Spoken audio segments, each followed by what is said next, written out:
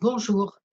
Dans une autre vidéo qui s'appelle l'ère de jeu et la dualité mal vécue, je vous avais j'avais comparé l'incarnation à une aire de jeu où normalement tout devait être super sympa et où tout s'est terminé en bagarre et en baston et en casse de partout. Ce qui est un petit peu ce qu'on fait sur notre planète. Et je disais pourquoi ça s'est produit. Eh ben, il y a un mythe sur une autre aire de jeu qui est le jardin d'Éden, où il y a, de mon point de vue, tel que je le comprends, une explication. Voilà, on dit, dans un christianisme que je crois pas toujours bien compris, que Adam et Ève ont été punis parce qu'ils ont désobéi à Dieu en mangeant une pomme, bio, variété ancienne quand même, c'est pas vraiment méchant. Donc en mangeant une pomme et ils ont été punis parce qu'ils étaient méchants, voilà. Bon, version plus significative de mon point de vue. Ce qu'ils ont mangé, c'est pas une pomme, mais l'arbre de la connaissance du bien et du mal. Connaissance, on pourrait l'écrire, co, trait d'union, naissance. Donc, ce qui voudrait dire, en un sens, que le bien et le mal naissent ensemble, donc sont indissociables, au moins dans la vie manifestée, hein, pas dans la pure lumière que nous sommes tous. D'une part, connaissance à ce niveau-là, d'autre part, connaissance, naissance avec intégration de ces deux concepts.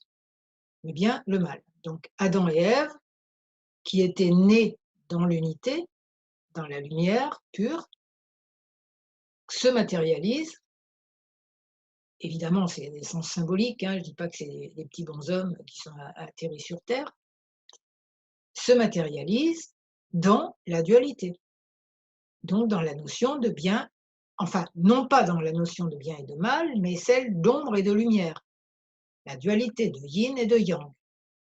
À partir de là, là où ils ont une indigestion avec leur arbre de la connaissance, c'est qu'ils figent la notion de bien et de mal.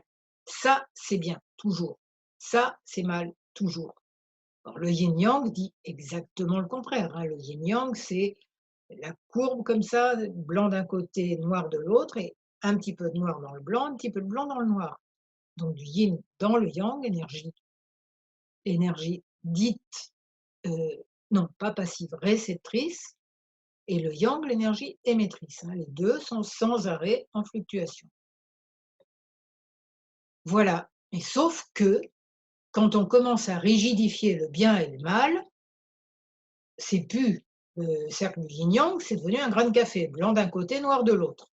Et c'est là que les problèmes commencent. Parce que d'une civilisation à l'autre, c'est pas le même grain de café. Donc tout le monde se tape dessus en disant: «C'est mon grain de café qui est le mieux, quoi. Ma notion du bien, ma notion du mal. Et toi, tu es dans le péché, tu es dans le mal, et je vais t'apprendre le bien en te tapant dessus».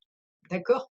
Voilà, d'où la bagarre générale de la fameuse aire de jeu ou la sortie du jardin d'Éden, qui n'était plus du tout un paradis, enfin, où les gens, avec leurs histoires de bien et de mal, rigides et agressifs, les gens en ont fait un enfer. Voilà. Donc, si vous avez aimé cette vidéo, vous mettez un j'aime, vous vous abonnez à ma chaîne YouTube et à ma newsletter de mon blog J'aime l'EFT, et tous les renseignements en dessous, hein. Et donc, je vous souhaite, de vivre, votre incarnation comme un jardin d'Éden, dans le bonheur, dans la, comment dire? La souplesse et non pas la rigidité. Voilà. Je vous remercie.